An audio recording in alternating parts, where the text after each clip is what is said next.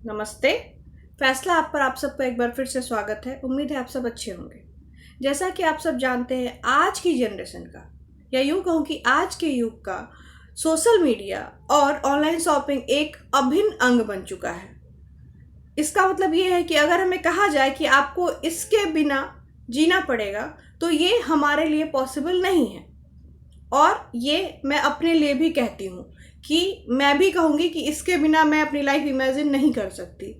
तो ये कहने में किसी भी तरीके का संकोच नहीं है कि हम अब इससे नकार नहीं सकते कि ये चीज़ें हमारी लाइफ का एक इम्पॉर्टेंट पार्ट है।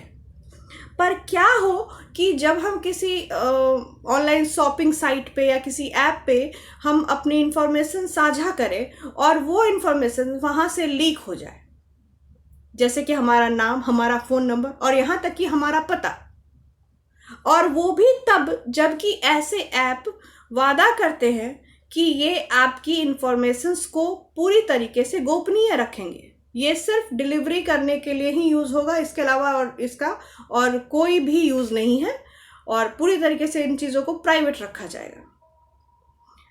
अब ऐसे केस में जबकि इंफॉर्मेशंस लीक होती है, या तो इंटेंशनली कंपनी के द्वारा की गई है या फिर किसी ने हैक करके किया है, तो इसे क्या कहा जाएगा? निजता का हनन, धोखा, मेंटल टॉर्चर। सच पूछे तो मैं तो इन्हें इन तीनों के साथ ही दोगलापन भी कहूंगी। अब आपको लग रहा होगा कि किसी ऐप से पर्सनल इंफॉर्मेशन लीक हुई तो इसमें दोगलापन कहाँ से आया? तो मैं आपको बताती हूँ। दोगलापन इसलिए क्योंकि इंफॉर्मेशन लीक हुई है लड़कियों की, पर सिर्फ हिंदू लड़कियों की। अगर किसी ऐप से इंफॉर्मेशंस हैकिंग की गई है या उस कंपनी ने भी लीक की है, जो कि समय के साथ पता चलेगा, तो जाहिर सी बात है कि रैंडमली सारी लड़कियों के इंफॉर्मेशन बाहर निकलेंगे, सभी के नंबर और नाम और पते बाहर निकलेंगे, सभी का पर्सनल डिटेल जो है वो साझा किया जाएगा पब्लिक में।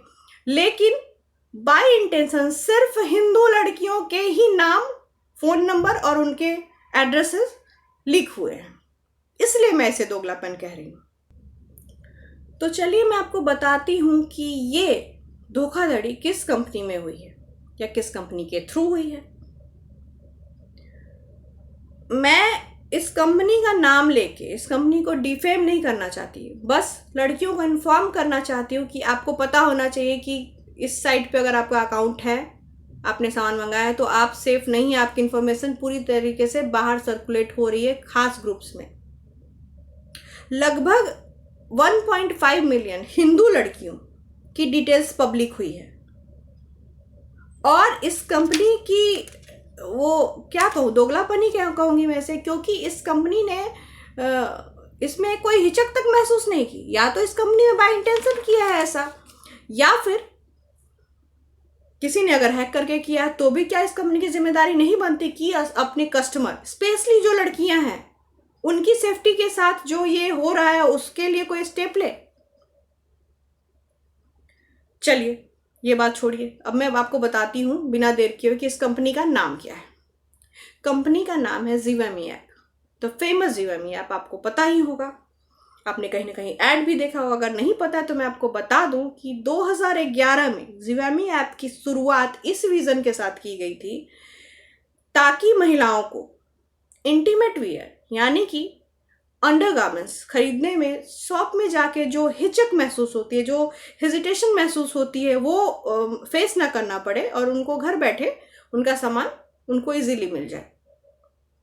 ज़रा सोचिए कि ऐसे विज़न के साथ बनी हुई कंपनी से आपका पूरा का पूरा डेटा पब्लिक हो जाता है, और इसकी भनक इस कंपनी को लगती तक नहीं। और जब ये बातें सोशल मीडिया पे उठनी शुरू हुई हैं प्रूफ्स के साथ, लड़कियों के नाम, एड्रेस और फ़ोन नंबर सब है, हालांकि उनको हाइड किया गया है, प्रूफ के साथ जब उसको शेयर किया गया, उसके बावजूद भी इस कंपनी ने कोई भी एक्शन नहीं लिया है।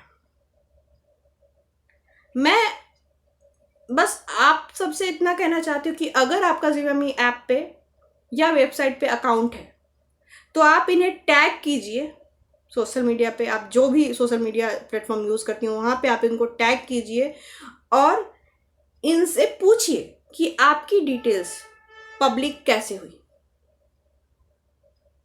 क्योंकि आपको आइडिया भी नहीं है कि ये कितना बड़ा ट्रैप हो सकता है। आपका पूरा का पूरा डेटा सार्वजनिक है, आपका नाम, आपका फोन नंबर, यहां तक कि आपका एड्रेस। फिर बचा क्या? आपकी सेफ्टी के साथ ये किस तरीके का खिलवाड़ है?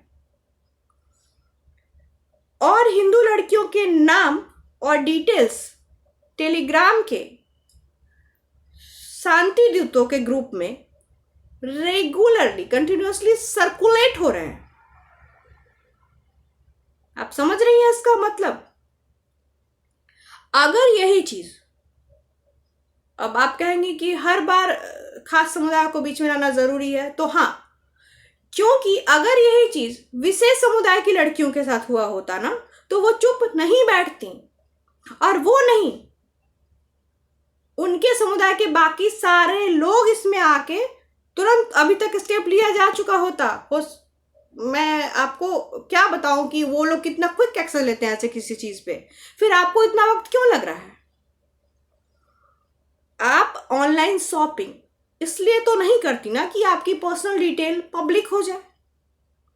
जाहिर सी बात है, वो आप अपनी सहूलियत के लिए करती है ताकि आपका टाइम बचे, आपका जो कहीं जाने में जो आप हरास होती हैं, थकती हैं, वो आपका सेव हो।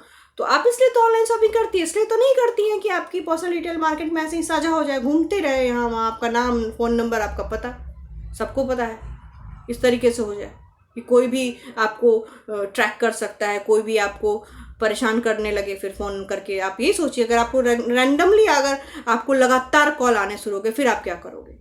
मैं ये सिर्फ एक छोटा सा एग्जांपल देके आपको बता रही हूँ।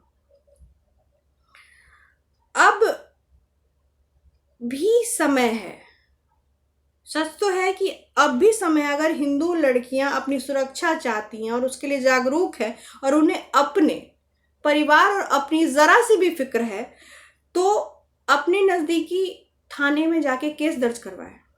आपको ये पूरा हक बनता है कि आप इस कंपनी पे केस दर्ज करें, और कंपनी को आपको मुआवजा भी देना पड़ेगा और माफ़ी भी मांगनी पड़ेगी, और इस चीज़ को सुधारना भी होगा कि उन्होंने आपकी पर्सनल डिटेल इस तरीके से कैसे साझा होने दे दी, कैसे हो गया ये सब कुछ।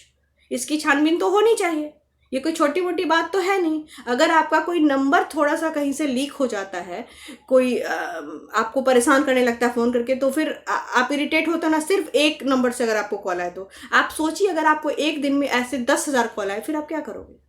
है ना ये मेंटल हरासमेंट? ऐसा हो सकता है ना? तो वो नौबत आने ही क्यों दे? उससे पहले ही हम स्टेप क्यों ना लें?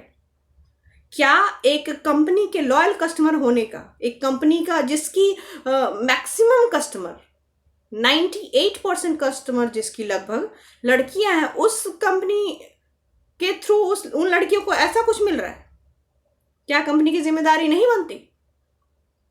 आप सिर्फ सामान बेचने के हकदार हो, सिर्फ आपको लड़कियों की सेफ्टी से कोई मतलब नहीं है।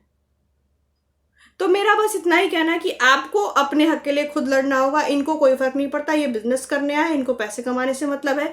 आपको अपनी सेफ्टी से मतलब होना चाहिए। आप पैसे भी दे रहे हो, आप सामान भी खरीद रहे हो उनसे, उनका फायदा भी करा रहे हो, और आप अपना नुकसान भी करा रहे हो।